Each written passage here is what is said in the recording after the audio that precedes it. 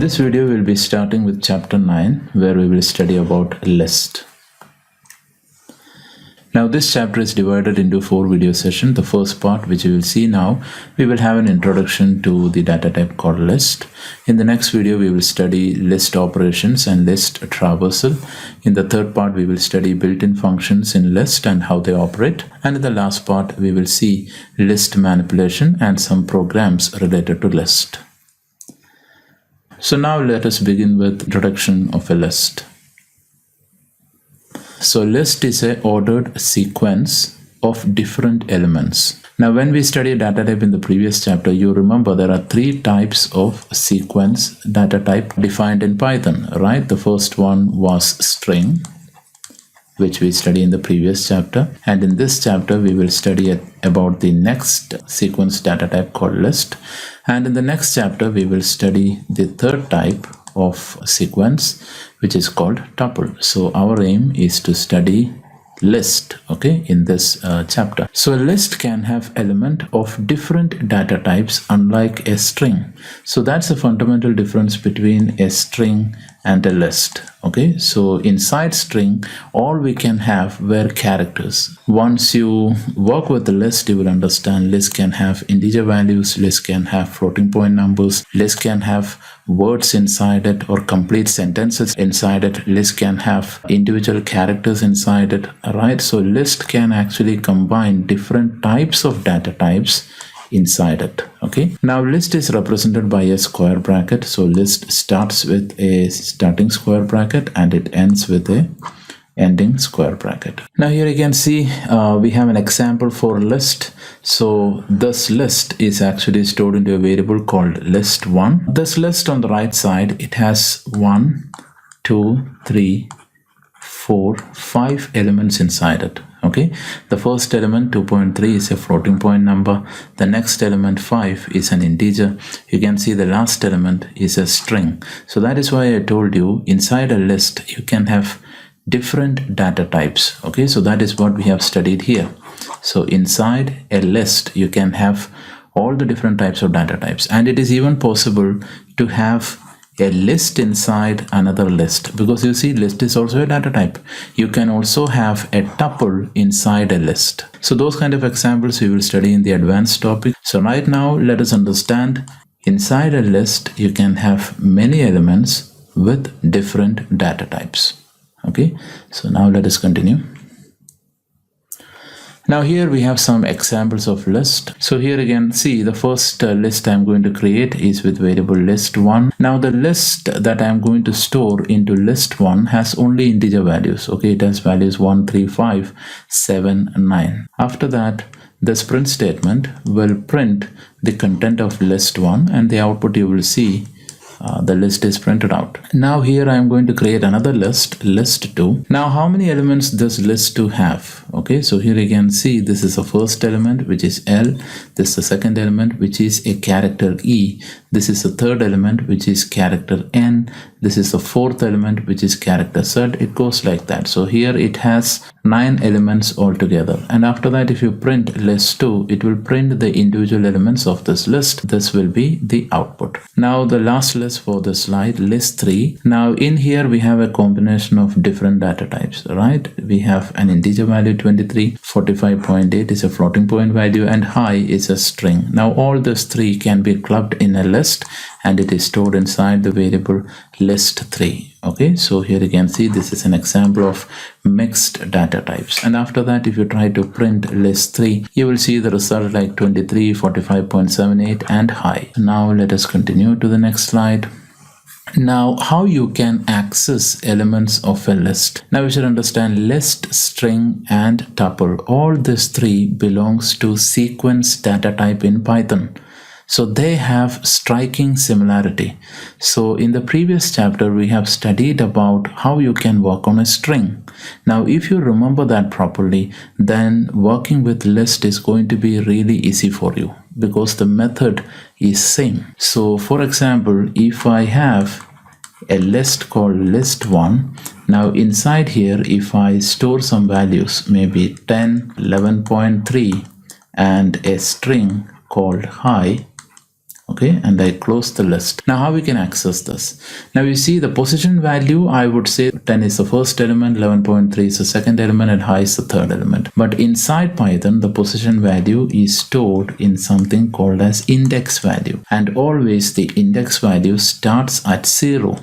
So this is why I told you when you work with string, if you understand this concept very well, it's going to be really easy now. Okay, so the index value of the first element will be 0, index value of the second element is 1, and index value of the third element will be 2. So here you can see if the length of the list is represented as n, for example n is 3 here because we have 3 elements, then index value will go from 0 to n minus 1. Okay, because if n is 3, you can see the index will start with 0, and 3 minus 1, the index value will stop at 2. We can also work with the negative indexes. This is also same like string. The last element in the list is available at negative index minus 1. Okay, the element before that is available at minus 2, and the first element is available at minus 3. So you should understand the positive index starts with 0, goes to n minus 1, but negative index starts at minus 1 and it goes up till minus n, because you see here it is minus 3 itself when n is equal to 3. Okay, so that's a small difference, but that's why I told you if you understand the concept of index in string, this is the same thing that we are discussing now. So now let us read the theoretical part. Now it will be clear to you. Now indexing is used to access element in the list, same like string. Index ranges from 0 to n minus 1, where n is the length of the list. So that is what I have just discussed now. List 0 represents the first element in the list. List n minus 1, where n is the total length of the string, represents the last element of the list. So if n is 3, you can see list 1 of 0 represents the first element, and list 1, if n is equal to 3, that is 3 minus 1, that is 2, represents the last element. Now negative indexes ranges from minus 1 to minus n. Now with negative index, list minus 1 represents the last element in the list, that is high in our example, and list minus n represents the first element in the list, that is 10. So now let us continue. Alright, so now we have a small program to show how the index value works with list. So we have a list called list1, and these are the values which is stored into the list. So I will just write the index value on top. So 34 is available at index 0, 5.6 is available at index 1, and we have a string length. So this complete thing will be taken as one element, so that is available at index. But if you take the length of this string, the length of the string is 3 because it has 3 elements, but index will stop at 2. So first I am trying to print the length of the string using the built-in function len. So the answer will be printed as 3 because it has 3 elements. Next I am trying to print list 1 at position 0. So this print statement will print the result as 34. Next print statement will print the result as 5.6. And after that, if I try to print the value available at index 2, it will print length. And finally, I have commented this line because I don't want any error when you run this program. But if you uncomment it and if you try to print list 1 at index value 3, you see our list stops at index 2. So if you try to access index value 3 over here, that is illegal. You are trying to move out of the boundary of the list. So this line, if you attempt it, it will give error. Okay, so now let us run this program. So program is ready. First I have just commented this line because I don't want to see any error in my program. So let me run it first. So here you can see the answer is coming properly. 3 is the length, and this 3 are the elements inside the list. Now I will just uncomment the last line. So I'm trying to print list with index value 3, and you know there is no element inside list with index value 3. So now I will save it and run it, and you can see we have the error.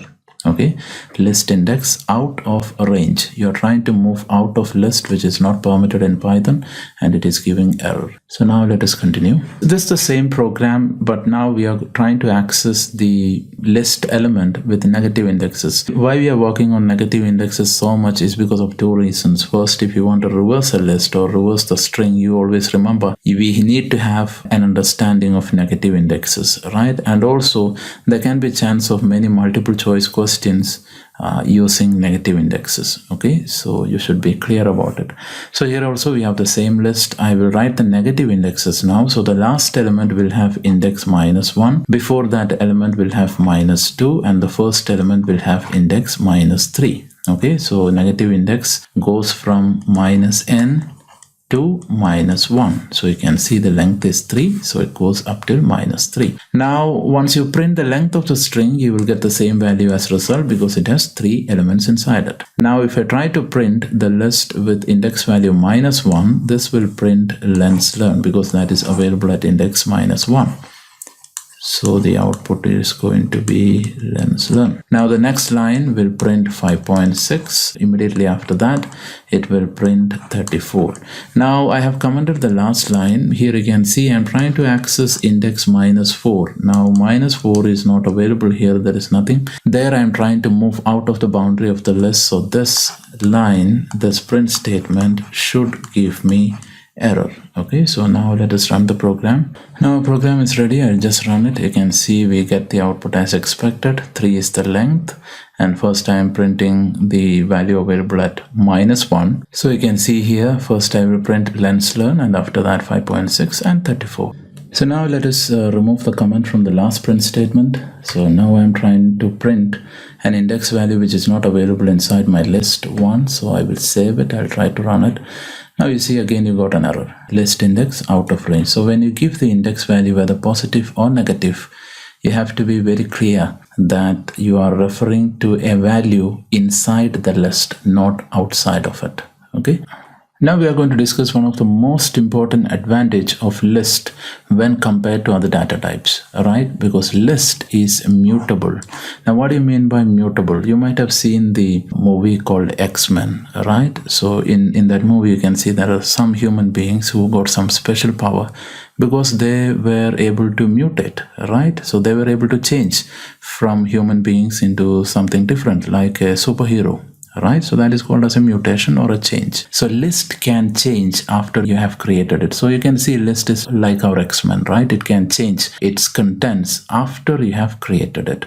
So here you can see I have created list 1, okay, with this value. So it has an integer, it has a floating point number, and it has a string to the end called hi. Now after that you just write list 1. It will just print the output like this, or else you can give it inside the print statement also. It will print the result. Now after that I want to change this hi to hello.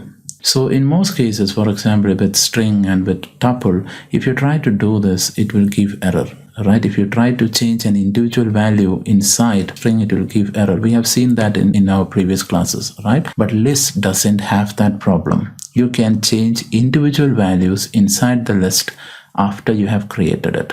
So here you can see I can give like this, list 1 with index value 2.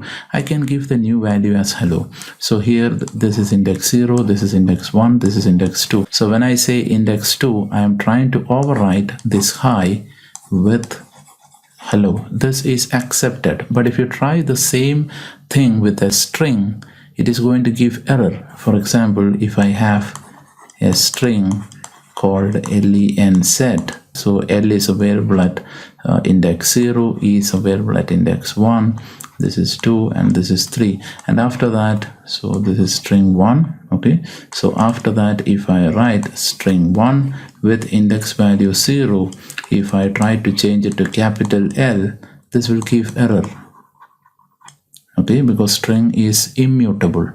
But here the advantage of list is that list is mutable. You can change it. So when you do this, list will not give any error. Hello will be copied into the position of index 2. And after that, when you try to print the value of list 1, you can see it is printing 2345.78 and hello. So the value has changed. It can mutate, right? You can change it. So if you want to store a collection of information inside the program, which is supposed to change many times as your program proceeds, it's always recommended that you make it a list. So with this, we'll wind up the session. In the next session, we'll continue about list.